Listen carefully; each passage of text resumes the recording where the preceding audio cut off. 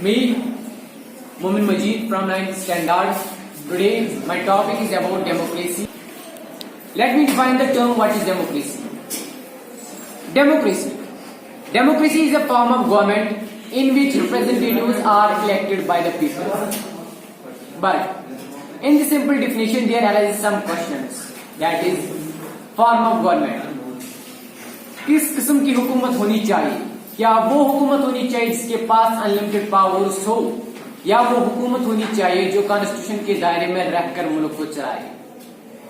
इस बात को हम इस तरह से समझेंगे कि in a democracy the final decision making powers must rest with those elected by the people. यानी फाइनल डिसीजन वो रूलर्स ले सकते हैं जो इलेक्ट किए गए हैं लोगों के द्वारा. यानी इलेक्टेड रिप्रेजेंटेटिव्स फाइनल डिसीजन ले सकते हैं, ना कि वो जो ओवरथ्रो करे वहां के इलेक्टेड गवर्नमेंट को.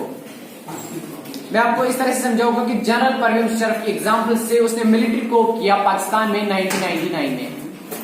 उसने वहां के इलेक्टेड गवर्नमेंट को ओवरथ्रो किया और chief executive of the country कहा, मैं chief executive of the country हूं.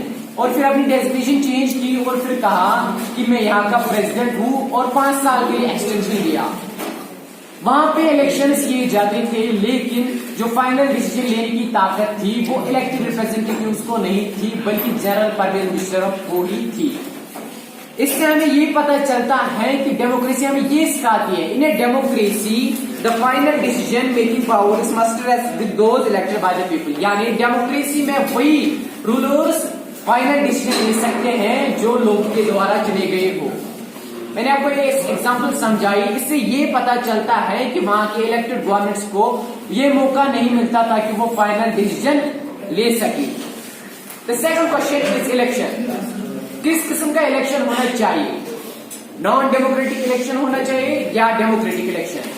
यानी डेमोक्रेसी हमें ये बताती है the democracy must be based on free and fair elections where those currently in power have a fair chance of losing. Democracy में free and fair elections होने चाहिए. यानी we can understand this in China में क्या होता है कि 5 साल के बाद वहां पे इलेक्शंस किए जाते हैं वहां की पार्लियामेंट को चुनने के लिए, और वहां की पार्लियामेंट वहां की प्रेसिडेंट को चुनती है. और जो वहां की पार्लियामेंट है उसमें 3000 मेंबर्स हैं जो ऑलरेडी पार्टी मेंबर्स है. लोगों को कोई मौका नहीं मिलता है कि वो अपने इलेक्टेड मतलब रूलर्स को इलेक्ट कर सके, और ये दुनिया की सबसे बड़ी पार्लियामेंट मानी जाती है. हाँ, अगर कोई कैंडिडेट ये चाहता है कि वो इलेक्शंस में ज्वाइन कर सके, उसको पहले अप्रूवल लेना होना चाहिए चाइनीज कम्युनिस्ट पार्टी से. यानी लोगों को कोई भी मौका नहीं मिलता है कि वो इलेक्टेड रिप्रेजेंटेटिव्स को चुन सके. डेमोक्रेसी हमें सिखाती है कि वहां पे फ्री एंड फेयर इलेक्शंस होनी चाहिए, हर किसी को वोट देने का हक दिया जाए. लेकिन इस बात से हमें पता चलता है कि चाइना में भी डेमोक्रेसी नहीं है. The third question is people.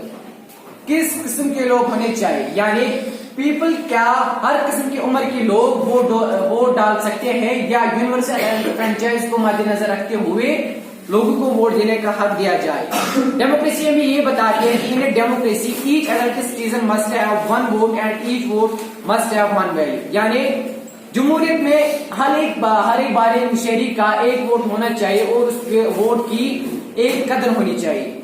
इसको हम इस तरह से समझेंगे कि सऊदी अरबिया में 2015 तक वुमेन्स को वोट देने का हक नहीं मिलता था, वहां पे इक्वालिटी नहीं होती थी.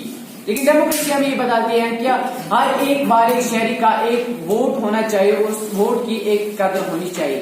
एस्टोनिया की बात करेंगे कि एस्टोनिया जो है वहां पे रशियन पीपल माइनॉरिटी में रहते थे, बहुत कम तादाद में थे. लेकिन एस्टोनिया ने क्या किया था, एस्टोनिया ने ऐसी सिटीजनशिप बना रखी थी कि रशियन माइनॉरिटी को ये मौका नहीं मिलता था, उनको डिफिकल्ट हो जाता था वोट देने के लिए. इससे हमें ये पता चलता है कि वो भी अडल्ट है, लेकिन उनको ये मौका नहीं दिया जाता था कि वो वोट दे सके.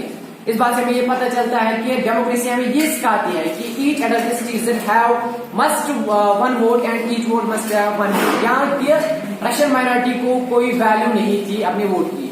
आपको इस तरह से समझाएगा कि फिजी एक आइलैंड है, फिजी में जो इंडिजिनियस फिजी थी, वहां के नेटिव पीपल थे, उनकी वोट को ज्यादा वैल्यू था इंडियन फिजीज की वोट से. यानी जो इंडिया के लोग फिजी में रहते थे उनको उतनी वैल्यू नहीं थी उनके वोट की जितनी इंडिजिनियस फिजी की वोट की वैल्यू थी, यानी कि जो वहां के नेटिव पीपल थे.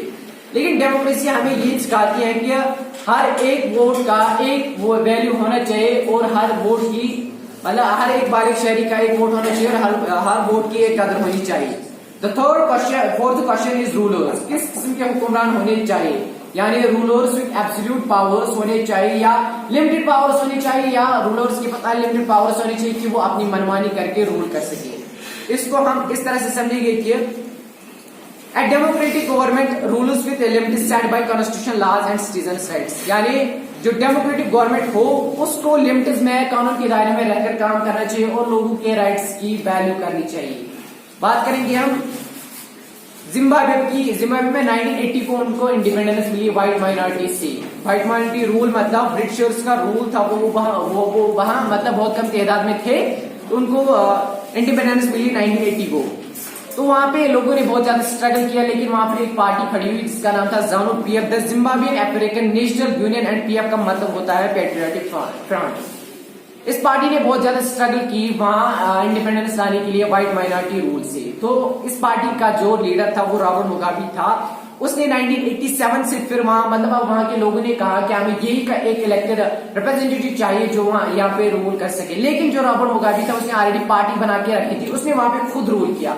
अब लोगों को कोई मौका नहीं मिला कि वो वहां अपने रिप्रेजेंटेटिव को इलेक्ट कर सके। जो रॉबर्ट मुगाबे ने 1987 से 2017 तक उसने रूल किया, उसको 30 साल तक वहां पे रहा। तो इलेक्शन किए जाते थे, लेकिन रॉबर्ट मुगाबे अपने अनफेयर प्रैक्टिस की वजह से जीत जाता था।